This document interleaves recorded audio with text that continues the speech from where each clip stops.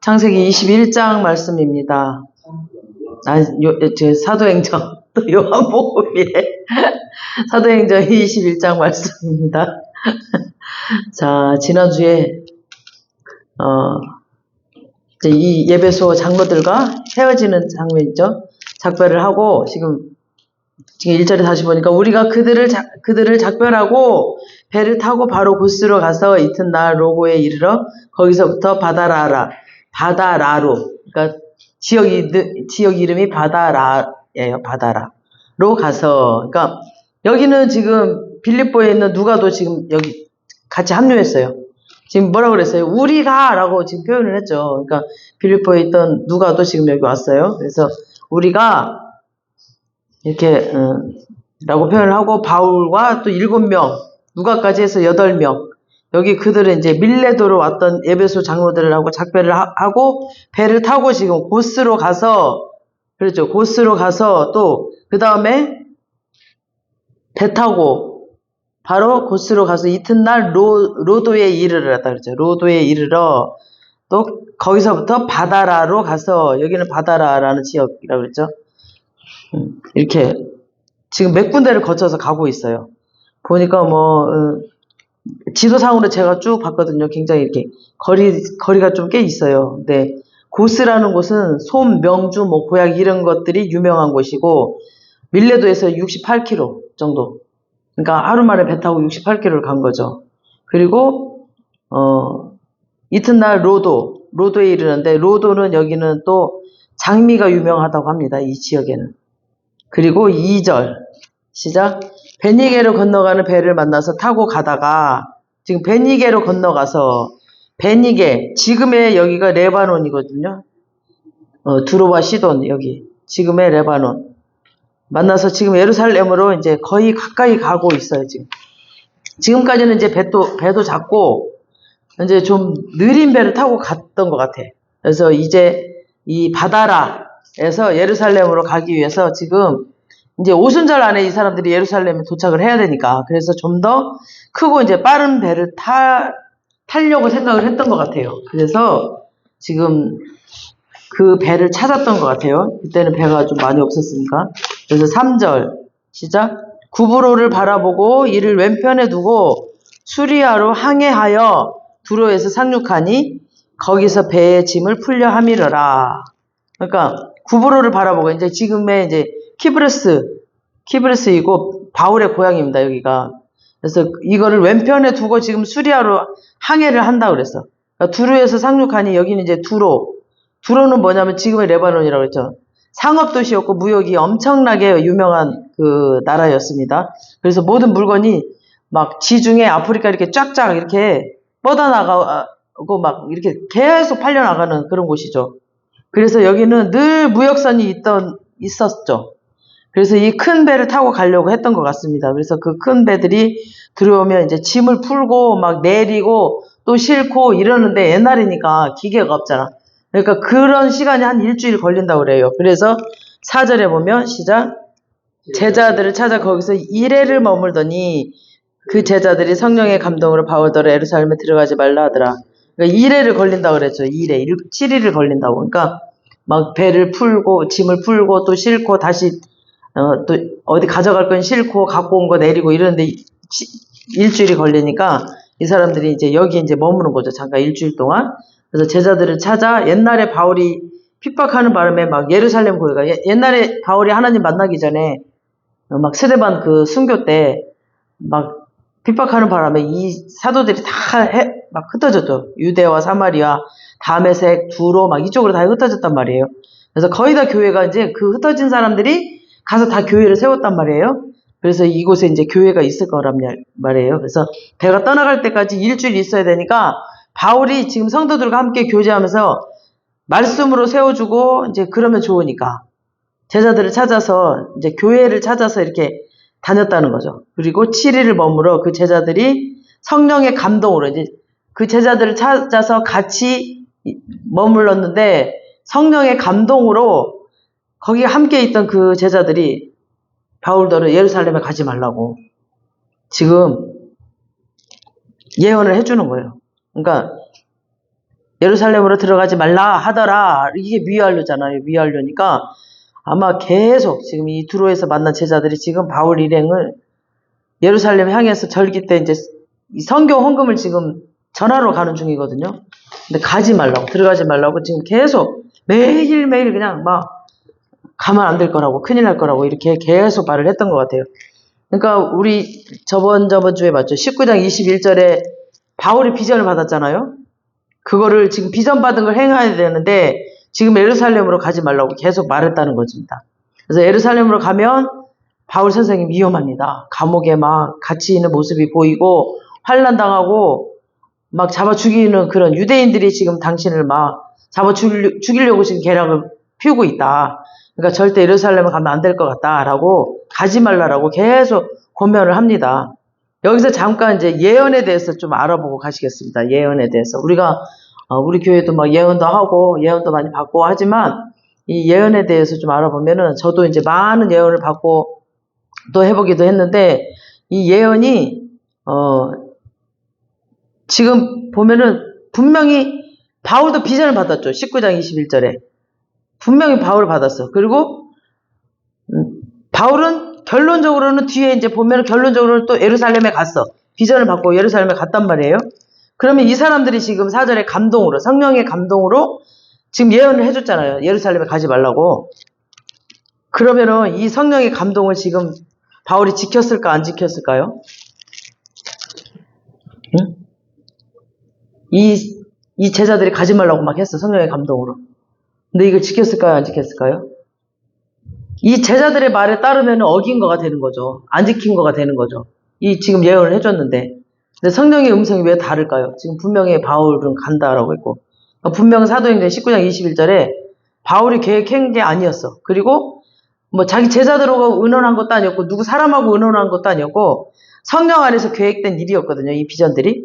근데 바울에게는 마게도냐와 아가야를 거쳐서 분명히 사도행전 19장 21절에 예루살렘으로 올라가서 유대인과 이방인들에게 이제 헌금을 통해 이렇게 주고 그리고 유대인 이방인들 하나 되게 하고 난 다음에 로마로 가서 지금까지 복음 전했던 사람들과 이렇게 연합하는 가운데 로마와 그쪽 이제 스페인 그쪽을 정복하는 것이 지금 하나님이 주신 비전이거든요. 지금 사도행전 19장 21절에 주신 그 비전. 그 비전을 향해 가야 돼. 근데 지금 계속 말리는 거야. 예루살렘에 가지 말라고. 가지 말라고 사람들이. 그래서 이 두로의 선지자들이 바울이 예루살렘에 가면은 고난과 핍박받을 것을 봤어요. 이렇게 환상으로도 봤겠죠. 그리고 또 이렇게 성령님의 감동을 주셨겠죠. 그래서 이건 성령의 감동으로 확실하게 보기도 하고 들었단 말이에요. 이 사람들이. 근데 너 들어가라 말아라. 이게 성령의 감동이 아니거든요. 봤어. 받기는. 막 핍박당하는 것도 봤고 예루살렘에 들어가니까 감옥에 갇히는 것도 봤어. 그럼 거기까지만. 그런 모습이 보입니다. 사도 바울님 어떻게 하면 좋겠습니까? 그냥 이렇게 예언을 해줘야 되는데 그런 모습이 보인다. 가지 말아라. 자기가 본 모습을 보고 딱 결정을 해가지고 가라 마라 이거까지 하면 안 된다는 거죠. 그러니까 예언을 할 때 그게 진짜 중요해야 돼. 우리가 저도 예전에 그 일본 선교 갔을 때였는데 처음 예언을 하는 사람들이 이제 보이는 대로 다 말하면 안 되거든요. 그러니까 그게 지혜야. 보이는 대로 그 사람의 나쁜 모습이 보이면 이렇게 그 모습을 하나님께서 원치 않으시니까 이렇게 둘러서 얘기를 해줘야 되고 이렇게 세워줘야 되거든요. 예언은 사람을 세워주기 위해서 해야 되기 때문에 그냥 있는 그대로 본 그대로 말하면 안 돼. 근데 저랑 같이 갔던 그 전도사한테 당신 속이 지금 시커멓게 다 보인다고. 까맣게 딱딱한 게 다 있다고. 그러니까 그 전도사가 일본 선교 갔다가 완전히 시험 들어가고 왔어. 막 울고불고 난리를 치고 나한테 무슨 까만 게 있냐고. 그러니까 예언할 때 진짜 조심해야 돼요. 우리가 처음에 예언을 할 때 보인 대로 다 말하면 안 돼.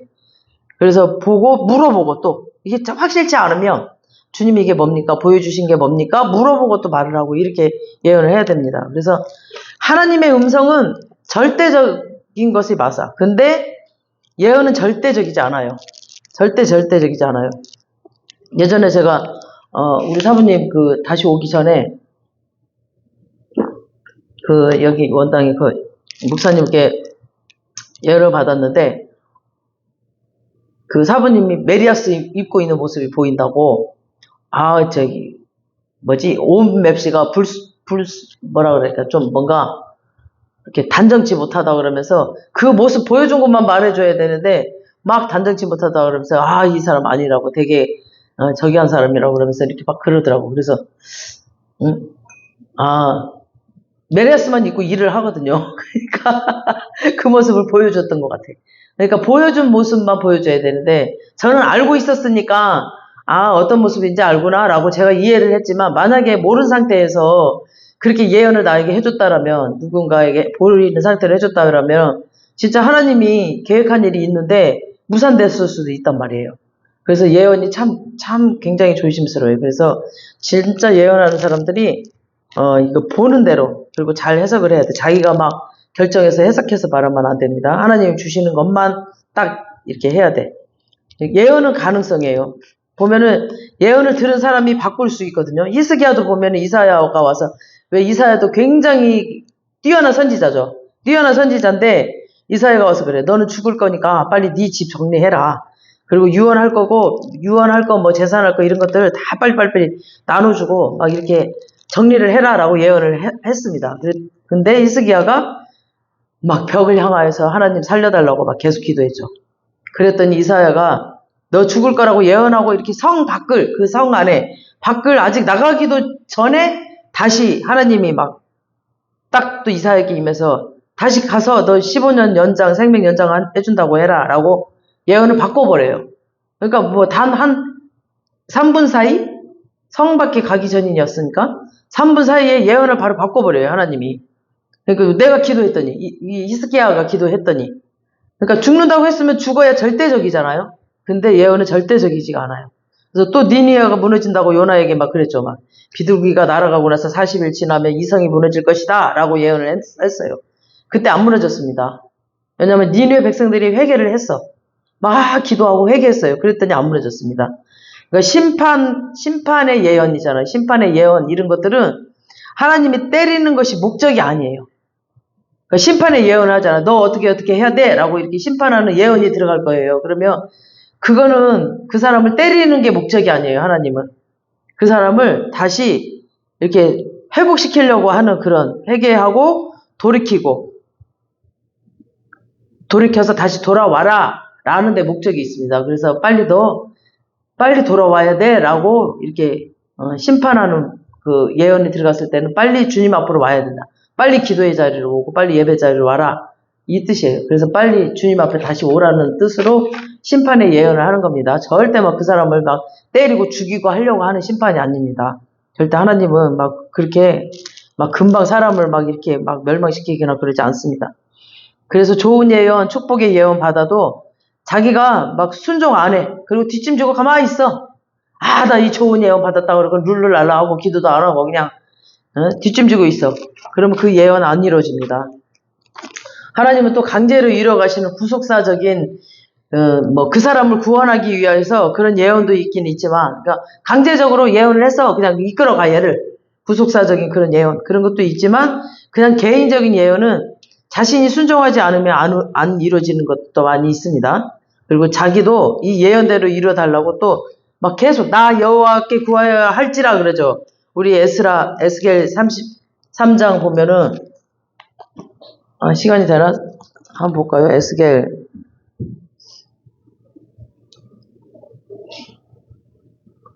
33장 33절에 37절 이게 또 뭐야? 이게 안 나와. 차기로 이스라엘의 회복을 딱 보여주면서 그래도 너희가 이와 같이 이루어달라고 나 여호와께 구하여야 할지라 그래서 막 좋은 예언도 내고 기도하지 않고 막 순종하지 않으면 안 이루어질 수 있고요. 또 안 좋은 예언도 내가 계속 기도해. 막 기도하고 그러면은 이 안 좋은 예언들이 그냥 물러가 버릴 수도 있어요. 그러니까 자기가 잘못하고 잘못 들을 수도 있고요. 또 사단의 소리랑 또 성령의 음성을 구별하지 못할 수도 있어요. 그래서 예언은 진짜 이렇게 조심스러워야 돼. 그 예언 한마디로 그 사람이 죽느냐 사느냐에도 달려있거든요. 그리고 그 사람이 일어나느냐 넘어지느냐에도 달려있거든요. 그래서 사람을 살리기 위해서 해야 됩니다. 예언은. 그래서 사람을 살리는 목적으로 해야 되기 때문에 항상 보이는 대로 다 하지 말고 이렇게 정말 지혜롭게 잘 해야 됩니다. 그 다음에 이제 환상을 잘 봤는데 보는 것만 얘기하면 되는데 자기 마음대로 해석을 해서 막 말을 해버려. 지금 얘네들처럼. 그러면 안 되죠. 그러니까 바울에게도 분명히 이 비전을 주실 때 뭐라고 그랬냐면 네가 각오를 하고 가야 된다. 그래도 가겠느냐 그랬거든요. 하나님이. 그거 보여주시면서 가지 말라는 게 아니었어요. 근데 이 사람들은 바울이랑 믿음의 수준이 달라.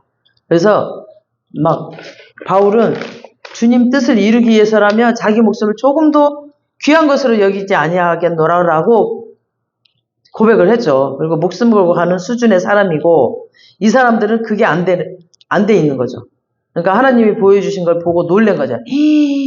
큰일 났다, 큰일 났다. 이거 지금 바울이랑 이 사람들이 올라가면 이제 큰일 나겠다. 그러니까 막 예언은 절대적이지 않습니다. 큰 가능성입니다. 그래서 봤다고 그대로 막 이런 게 보입니다. 막 그러니까 보인 대로 해야지 거기에다가 뭔가 막 결정을 내려주면 안 됩니다. 그래서 물론 이 사람들이 이렇게 말한 것은 바울을 사랑하고 또 바울을 존중하고 바울을 생각하고 막 그런 아끼는 마음에서 또 이 사람이 죽으면 안 되겠지라는 그런 마음에서 그랬을 거죠. 분명히 응? 자기의 스승이었으니까. 그러나 지금은 이 사랑의 생각을 또 틈타서 사단도 역사를 합니다. 또 사람의 그 있잖아 긍휼의 마음 있잖아요. 그런 마음, 사람의 약한 마음 이런 것도 틈타요 사단이. 그 사람의 그 결점을 알거든. 그런 걸 틈타서 사단이 또 들어와요. 참 사단은 교묘해요. 이렇게 악하게 나쁘게만 들어오는 게 아니에요. 교묘하게 들어와요. 그래서 마태복음 16장에 보면은 예수님이 내가 반드시 예루살렘에 올라가야 되고 내가 반드시 죽어야 되고 내가 반드시 살아나리라 라고 최초로 고백을 했죠. 제자들 앞에서.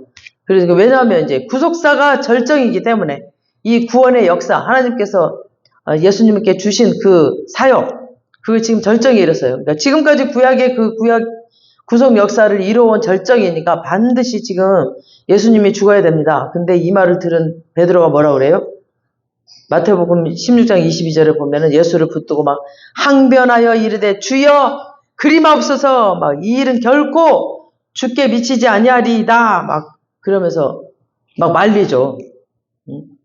그러니까 항변하여 이 말은 꾸짖다 책망하다라는 말이거든요. 그리고 베드로가 이때는 이제 예수님보다 나이가 더 많으니까 약간 이제 조금 꾸짖듯이 이렇게 말을 했던 것 같아요. 그래서 절대로 죽게 그런 일이 일어나면 안 될 것이라고 막 흥분을 하니까 예수님이 베드로한테 베드로야 고맙다. 그래도 너밖에 없다. 이러지 않았어요. 사탄아 내 뒤로 물러가라. 너는 나를 넘어지게 한도다. 그랬습니다. 여러분 베드로가 사탄인가요? 사탄? 아니죠.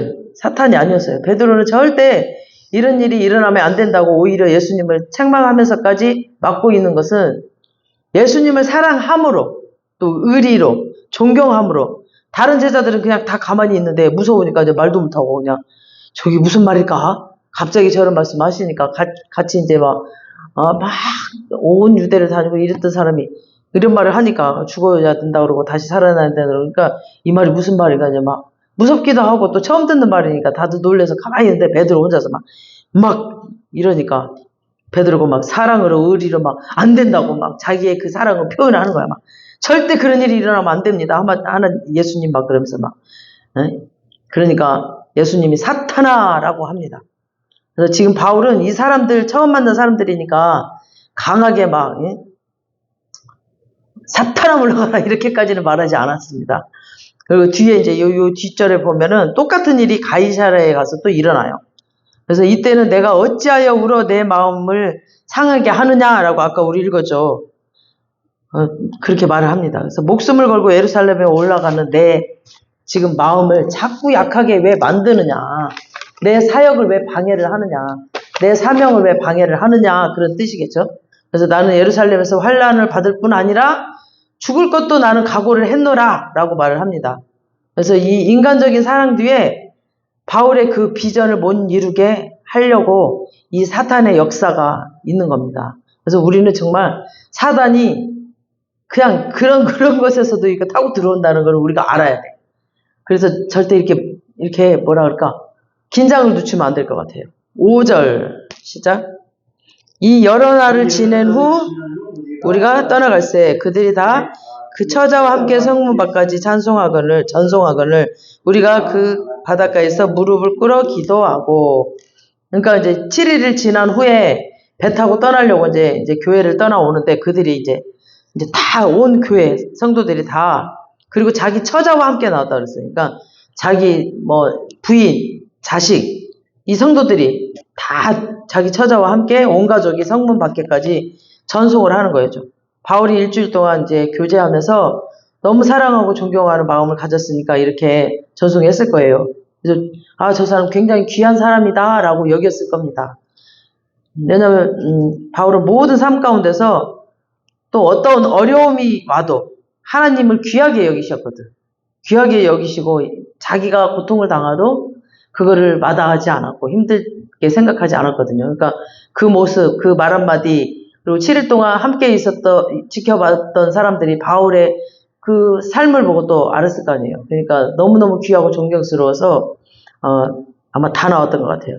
이 믿음 있는 사람들의 눈으로 보면은 우리가 이렇게 하나님을 귀하게 보는 사람이 위대해 보입니다. 막 하나님을 너무너무 존경하고 귀하게 보이는 사람, 그런 사람들이 굉장히 위대해 보이죠. 저분 정말 위대해 보인다. 하나님을 굉장히 귀하게 여기고 굉장히 믿음이 좋은 사람이네 라고 이렇게 위대해 보입니다. 그래서 바울이 더 사랑스럽고 존경스러웠던 것 같습니다. 그러니까 온 교회 성도들과 성도들의 처자, 가족들, 막 자기 아내, 자식 다 바닷가까지 나와서 전송을 한 겁니다. 그래서 거기서 무릎을 꿇고 기도를 하고 6절에 보니까 서로 작별을 했다 그랬어요. 서로 작별을 하고 우리는 배에 오르고 그들은 집으로 돌아갔습니다. 그리고 7절에 두로를 떠나 항해를 다 마치고 돌레마이에 이르러 형제들에게 안부를 묻고 그들과 함께 하루를 있다가, 그러니까 항해를 다 마치고, 그러니까 이제 배 타고 가는 건 다 끝났다라는 거죠.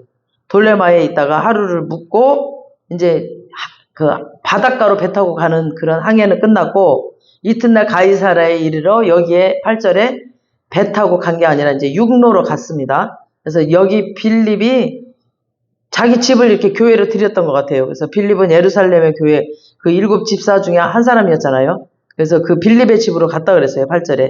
그 다음에 9절 딸 넷이 있으니 처녀로 예언하는 자라. 그러니까 빌립에게 딸 넷이 있는데 그 4명 다 막 예언하면서 아직 결혼도 안 했나 봐요. 그때 당시 이 고대 사람들은 17, 18이면 다 결혼하는데 넷이나 다 결혼을 안 하고 아마 예언이 굉장히 뛰어났던 사람 같아요. 10절 시작. 여러 날 머물러 있더니 아가보라는 한 선지자가 유대로부터 내려와. 그러니까 여러 날 바울이 가이사랴에 머물고 있을 때 예언하는 딸 넷 말고도 또 아가보라는 선지자 유대로부터 일부러 찾아왔다는 거죠. 그러니까 바울이 이제 그 예루살렘에 거의 가까이 오니까 가이사랴에 와 있다는 소문을 듣고 이 아가보 선지자는 누구냐면 기억나세요? 우리 그 11장에 봤죠. 바울이 전도 여행을 하기 전에 안디옥 교회를 섬기고 있을 때 예루살렘에서 왜 그 선지자들이 안디옥 교회 방문했는데 그때 이 아가보라는 선지자가 천하가 크게 흉년이 들 거라고 예언을 했습니다. 이 사람이 예언을 듣고 안디옥 교회가 막 구제연금을 다 모아가지고 그때 그 안디옥 교회가 생긴 지 얼마 안 됐을 때죠. 구제연금을 다 모아서 예루살렘 교회에 다 전달한 그런 일이 있었죠. 그리고 나서 2-3년 후에 진짜 이 아가보가 예언한 대로 정말 아구스도 때에 이 예언이 그대로 이루어졌습니다. 그러니까 굉장히 예언에 뛰어난 자죠. 아가보라는 사람이. 근데 예언에 뛰어난 자가 일부러 왔어요. 일부러 바울에게. 그도 이제 기도하다가 바울이 오면 큰일 나겠다라는 생각에 왔던 것 같습니다. 그러니까 바울이 아는 사람이고 유명한 선지자예요. 이 사람이. 그래서 예루살렘에서 일부러 가이사랴까지 와서 11절 시작. 우리에게 와서 바울의 띠를 가져다가 자기 수족을 잡아매고 말하기를 성령이 말씀하시되 예루살렘에서 유대인들이 이같이 이 띠임자를 결박하여 이방인의 손에 넘겨주리라 하거늘. 지금 이제 실제로 이런 일이 일어나요. 일어나는데 지금 나중에 이제 로마 사람에게 또 넘겨져. 이 바울이 이 뒷장에 보면 제가 오늘 21장에서 28장까지 또 한번 싹 읽으면서 또 마음이 아파서 또 바울을 묵상하다 왔습니다. 하나님의 사람 바울을 보면 로마 사람에게 나중에 이제 넘겨지거든요. 실제로 이런 일이 일어나. 지금 이 아가보가 예언한 대로 이런 일이 일어나는데 지금 예언적 행위를 하고 있는 거예요. 그냥 말로만 예언하면은 별 효과가 없는 것 같아서 시청각 교육으로 막 바울의 그 띠를 가지고 자기 손발을 묶어요. 아가보가. 그러면서 재판 받으러 끌려가는 모습을 막 보여줘. 자기 손발을 묶으면서 그 띠로. 그리고 결국 이방인 손에 넘겨질 거라고 예언적 행위와 함께 예언을 합니다. 그 다음에 12절. 우리가 그 말을 듣고 그곳 사람들과 더불어 바울에게 예루살렘으로 올라가지 말라 권하니. 그러니까 여기 우리가 아는 바울과 지금까지 함께한 교회 대표자들이죠. 그러니까 이 대표자들 이제 헌금 전달하려고 같이 왔잖아요. 이 동역자들 8명 헌금 전달할 자들. 이 사람들이 지금까지는 그냥 바울이 예루살렘에 올라간다 했을 때 그냥 방해하지 않았어요. 같이 따라왔고 같이 배 타고 왔고 같이 계속 같이 왔어. 근데 지금 이 아가보의 그 예언을 듣고 이제 100km만 가면 예루살렘인데 이제 100km 남았어. 지금은 이 함께한 동역자들도 말려요. 아, 안 되겠다. 지금 아가보가 이 정도까지 이렇게 지금 예언을 하고, 응? 아까도 사람들이 그렇게 가지 말라고 지금 예언을 했는데, 아까 잠깐 일주일 동안 머물렀을 때 거기서도 들어와 있어도 그렇게 예언을 했는데, 지금 한두 사람이 아니고, 그리고 아마 이 예언하는 딸 넷이 있다 그랬죠. 그러니까 그걸 왜 말했겠어요? 딸 넷이 그렇게 또 예언해 줬겠죠. 그 딸 넷도 또 여기는 써 있지 않지만, 그러니까 지금 다 말리는 거야 이제. 가면 안 되고 위험할 거라고.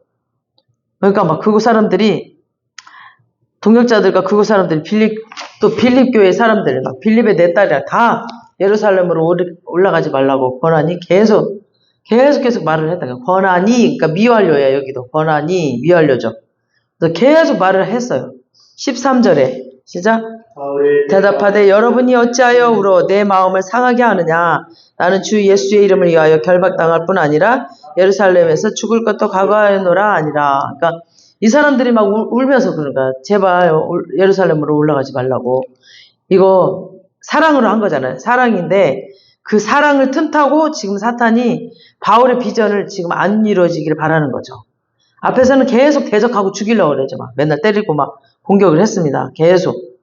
1차, 2차, 3차 전도할 때도 그랬고, 지금도 그랬고, 막 목숨을 걸고 가는 바울에게 이런 방법이 안 통한다는 걸 딱 사단이 알고, 이제 하나님이 생명사기를 싸고 있었기 때문에 사단이 전혀 다른 전략을 가지고 왔어요. 완전히 진짜 반대의 전략을 가지고, 막 눈물의 호석, 사랑의 호석, 이거 진짜 깨어있지 않거나 분별하지 않으면 확 넘어가 버리죠. 이런 방법은 또 사단이 지금 바울에게 한 번도 쓴 적이 없었잖아요. 그래서 정말 우리가 깨어있지 않거나 분별하지 않으면 정말 진짜 넘어가게 생겼어.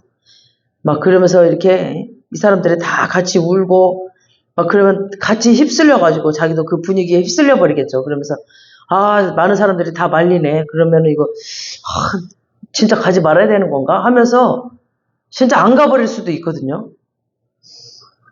그러면은 이제 완전히 그 하나님께서 주신 비전이 이제 완전히 틀어져 버리는 거죠. 이 사람들이 말리는 거 바울을 아끼고 사랑하는 거 맞아요. 그런데 성령님은 아니야. 성령님이 아니라 그 약한 마음을 틈타서 사단이 지금 다른 방법으로 지금 와서 이렇게 지금 꼬시고 있는 거야.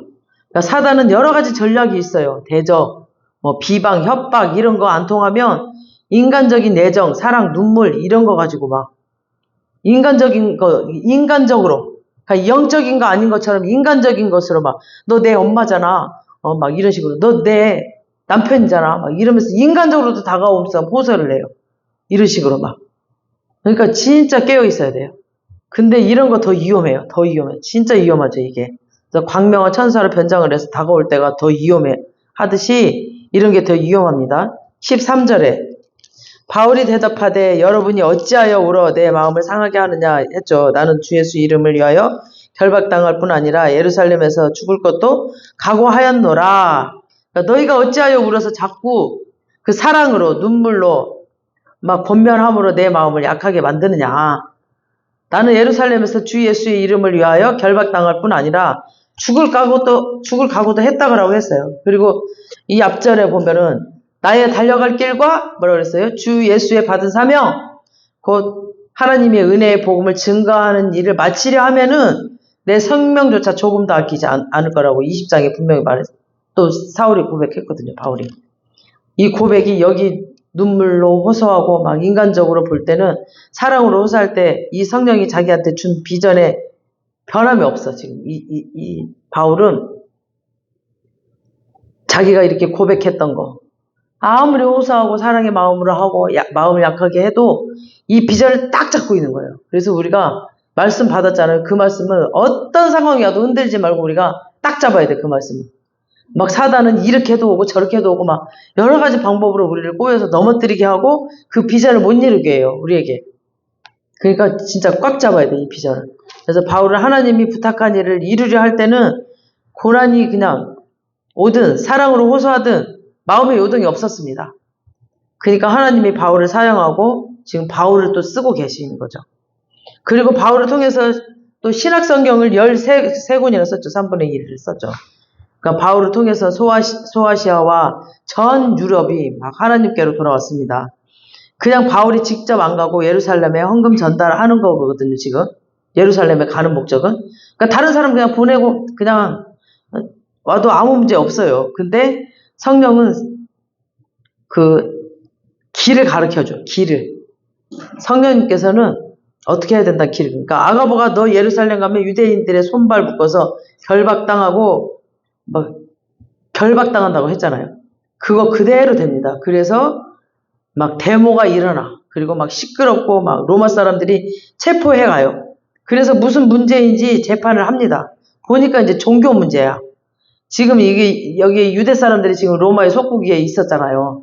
그러니까 로마 사람들이 와서 지금 얘를 체포해 가는 거죠. 그래서 바울에게 이 사람들에게 이제 재판을 받을래? 아니면 우리한테 받을래? 아니면 황제한테 재판 받을래?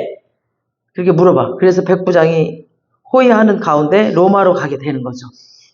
그러니까 하나님의 방법은 얘가 예루살렘에서 잡혀서 체포한 가운데 로마로 가야 돼. 왜냐? 만약에 그런 식으로 안 가잖아요. 그럼 예루살렘에서 결박하는 일은 절대 없을 것이고 또 그러면 그가 로마로 이제 일반적인 방식으로 가잖아요. 그냥 일반적인 방식으로 선교를 로마를 간다면 엄청난 유대인들이 개인적으로 굉장히 다 죽이려고 했을 거예요. 그때 이 뒤에 읽어보니까 바울이 네가 뭐 할례를 받지 말라고 시켰고 어째서 저째서 지금 이미 유대에서는 바울을 죽이려고 지금 다들 이렇게 신경이 곤두서 있는 상태였거든요. 그러니까 그냥 일방적인 방식으로 로마를 선교 간다. 얘 안 놔두죠. 다 죽여버리죠. 그러니까 하나님께서 이 방법을 쓰시는 거죠. 이렇게 해서 잡혀서 이렇게 가는. 그러니까 지금은 죽이지 못하는 게 뭐냐면 바울이 로마 시민권이 있었기 때문에 시민권자는 항소하면은 이렇게 황제 가이사에게 지금 갈 수가 있으니까 그리고 그 황제 가이사에게 가는 동안 모든 먹을 거 입을 거 다 호의를 받으면서 가는 거예요. 로마 군인에게. 다 해줘요. 호의를 다 해줘요. 로마 군인이. 그래서 아무 큰 고난 없이 로마까지 갈 수 있어. 가는 동안. 갈 수 있었던 거죠. 그렇지 않으면 유대인들 손에 벌써 죽었을 겁니다.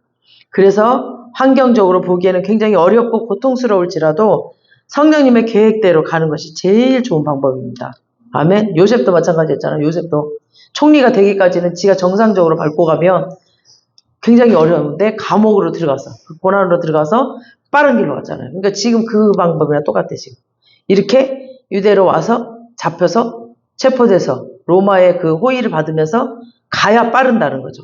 그러니까 이 바울도 굉장히 머리도 좋고 성령님의 그 계획하심을 얘가 눈치챘던 것 같아요. 그래서 바울은 끝까지 난 가야 된다. 바울은 이런 일에 있어서 흔들림이 없는 사람입니다. 14절. 시작. 그가 권함을 받지 아니하므로 우리가 주의 뜻대로 이루어지이다 하고 그쳤니라. 그러니까 아무리 울면서 막 말리고 못 가게 하고 권면을 해도 그 권함을 바울이 받아들이지 않으니까 그냥 주의 뜻대로 이루어지이다 사람들이 그러면서 그냥 하나님께 주권을 맡겨버리고 이제 그쳤노라 라고 이 말을 한 후에 아무도 이제 바울에게 예루살렘으로 가라 가지 말라 이런 말을 안 해요. 그리고 누가 이제 말하려고 하면은 말하지 마 빨리. 말해봐야 소용없으니까 말하지 마. 라고 아예 하나님의 그냥 뜻대로 이루어지기를 빈다고 하고 딱 끝내버려요. 이제 더 이상 예루살렘 가라 가지 말라 이런 말 안 해요. 이제 15절. 자, 이 여러 날 후에 여장을 꾸려 예루살렘으로 올라갈세. 그러니까 여러 날 가이사라에 머물다가 이제 예루살렘으로 올라가게 됩니다. 16절. 가이사라에 몇 제자가 함께 가며 한 오랜 제자 구브로 사람 나손을 데리고 가니 이는 우리가 그의 집에 머물라 함이라. 여긴 나손의 집에 데리고 가니 이렇게 했는데 제가 쉬운 성경을 보면 이렇게 나손의 집으로 가니라고 돼 있어요. 그러니까 바울이 더 존경스러우니까 이 고난을 당할 거 뻔히 알면서 몇 제자들이 지금 함께 가요. 따라가요. 그러니까 여기 오랜 제자는 뭐냐면 아르케인데 아르케는 처음이란 말이에요. 처음. 그래서 처음 제자. 그러니까 이제 오순절 성령에 그 임할 때 예수님의 그 120분도 있잖아요. 있었던 사람 중에 한 사람. 그러니까 그 사람이 나손이에요, 지금. 그 나손을 데리고 가니라 아니라. 그러니까 쉬운 성경에 나손에게 데리고 가니라. 나손 집으로 갔다라는 뜻이에요. 그래서 이는 우리가 그의 집에 머물려 함이라. 그러니까 그 사람이 원래 출신은 구브로 출신인데 집은 지금 8명이 지금 헌금을 전달자 가이사라에게 지금 가려고 그냥 몇 제자랑 지금 바울이랑 이런 사람들이 지금 오순절 기간 동안 다 머물려 있으려면은 집이 굉장히 커야게 되겠죠. 8명에다가 또 지금 제자들이 또 따라 붙었으니까 아무래도 한 10명이 넘겠죠. 그러니까 집이 좀 커야 되겠죠. 그래서 그 나손 집으로 데리고 간 겁니다. 그래서 이는 그 집에 머물려 함이라. 그러니까 이제 가이사라에서 예루살렘으로 넘어가는 길에 이제 보면은 이렇게 밑쪽으로 이렇게 가다 보면 여리고가 있어요. 그 여리고를 따라가면 광야 언덕에서 보면은 숲이 하나 보이는데 다 광야예요. 다 광야, 그냥 빨갛게 다 광야인데 거기만 이렇게 숲이 하나가 딱 보여요. 조그맣게. 근데 그 숲이 여리고에서 시작되거든요. 근데 그 물이 흐르고 개울이 있습니다. 거기에. 그래서 그 개울을 따라서 예루살렘으로 올라가는데 지금처럼 이런 도로가 없잖아요. 예전에는 그냥 다 이렇게 맨 땅이잖아. 막. 그러면 여기 여리고에서 예루살렘으로 가다가 강도 만난 사건 있죠. 막 강도 만난 사건 누가복음 10장에도 있었죠. 예루살렘은 항상 절기 지키러 가는 사람들이 막 숙박도 해야 되고 예물을 드리려고 하면은 1년 동안 막 내내 1년에 막 그 3개월 한씩 이렇게 갈 때마다 돈을 모아가지고 절기 지키러 가요. 그러니까 그 사람들은 절기 지키기 위해서 막 돈을 버는 거랑 마찬가지예요. 항상 돈을 그 숙박 자리도 있어야 되죠. 또 경비도 있어야 되고 예물도 있어야 되고. 그러니까 항상 돈을 갖고 다닌단 말이에요. 많이. 그러니까 여기에 강도들이 항상 떼거리로 막 여기저기 숨어 있어요. 이 숲에. 빨간 광야에는 다 보이니까 없고 이 숲에 이제 막 숨어 있단 말이에요. 그러니까 지금 바울도 성경 헌금을 지금 이 뒤에 보면은 다음 장에 보면 또 그 구제 헌금을 갖고 왔다라고 되어 있거든요. 그러니까 이 성경 헌금을 유럽으로 이제 유럽에서 모은 돈, 빌립보에서 모은 돈 전부 다 가지고 가기 때문에 위험해요. 그래서 호위하는 사람들이 필요합니다. 그래서 예루살렘에 가도 위험하다는 걸 알지만 지금도 목숨 걸고 같이 가주는 사람들이에요. 지금. 그래서 이 사람들이 지금 같이 따라가줘요. 그러면서 나손 집을 우리가 아니까 예루살렘 머무는 동안 거기 계시라고 하면서 호위하고 그 집을 소개하는 겁니다. 그러면서 바울이 이제 귀하기 때문에 호의를 해주는 거죠. 그리고 바울은 그 하나님의 뜻을 목숨 걸고 이루려고 하는 사람이니까 그 모습을 보고 사람들이 또 더욱더 귀하고 존경스럽게 또 쳐다봤던 거죠. 그러니까 결단만 한 게 아니라 행하는 사람이에요, 이 바울은. 그래서 고난이 와도 유혹이 와도 그 결단이 흔들리지 않고 끝까지 바울은 나아갑니다. 그래서 오늘 저와 여러분의 삶 가운데로 또 하나님이 주신 비전들이 있을 것이고 또 앞으로도 아마 생길 거예요. 예수님을 믿다 보고 예배 드리다 보면 또 주님을 더 깊이 알아가다 보면 아, 나에 대한 비전이 생기는구나. 그리고 비전들이 막 믿음이 깊어질수록 바뀌어요. 그럴 거예요. 그러면은 이런 비전들이 생길 때 부흥도 일어나야 되고 또 개혁도 일어나야 되고 이런 일을 하기 위해서 달려가려면 좋은 일, 막 평안한 일만 있는 게 아니거든요. 영적 전쟁이 있어. 이 전쟁 때로는 환난과 어려움으로도 오지만 때로는 지금처럼 막 눈물의 호소로 오는 거예요. 그리고 인간의 그 애정으로 막 인간의 모습으로 또 와요. 가장 친한 사람을 통해서 막 내 자녀, 내 부모를 통해서 막 내 남편을 통해서 내 부인을 통해서 막 인간적인 모습으로 막 호소하며 울면서 또 와요. 그러니까 그런 것들 잘 분별해야 돼. 그래서 잘 분별해서 절대 속지 않고 두 개 다 이기는 거. 막 적대하고 막 이러는 거랑 정말 사랑으로 다가오는 거랑 강명의 천사로 다가오는 거랑 이런 것들 다 두 개 다 이기는 사람, 또 이기는 교회가 되어서 우리 모두를 통해서 하나님의 뜻이 이루어지는 은혜가 있기를 주님의 이름으로 축원합니다. 아멘. 살아계신 주님을 찬양합니다. 하나님 감사합니다. 오늘 또 사도행전을 통하여서 아버지 사단의 그 계획들을 봤습니다. 아버지 그 계획들이 아무리 크더라도 또 고난스럽고 힘들고 환란이 올지라도 아버지 사도 바울은 절대 눈 하나 깜빡하지 않고 주님께서 주신 그 비전들을 향하여 달려갈 때 아버지 하나님 흔들리지 않았습니다. 아버지 하나님 우리가 깨어 기도하고 아버지 하나님 분별력을 주셔서 어떤 상황 가운데서도 우리를 또 속이고 우리를 흔들리려고 하는 그런 사단의 괴계에 절대 넘어가지 않게 하시고 아버지 하나님 주님 나라를 위하여서 우리에게 주신 그 비전들을 이루어갈 때 주님 깨어 기도하며 분별력으로 잘 끝까지 달려나갈 수 있게 하시고 절대 중간에 넘어지거나 다른 길로 곁길로 빠지지 않도록 우리 한 사람 한 사람들을 붙잡아 주시옵소서. 아버지 하나님 이 시간도 주님 사도 바울에게 주셨던 이 기름 부으심 아버지 이 시간 우리에게 부어주시옵소서. 주님을 사랑하는 마음, 주님을 갈망하는 마음 아버지 하나님 이 마음으로 우리가 신앙생활 가운데 아버지 흔들리지 않고 달려갈 수 있도록 이 시간에도 우리에게 그 동일한 것들을 기름 부어 주시옵소서. 주님 이 시간 주님을 의지합니다. 주님 기도 가운데 주님께서 우리에게 그 성령의 능력과 성령의 힘을 부어 주실 줄 믿습니다. 감사하고 예수님의 이름으로 기도합니다. 아멘.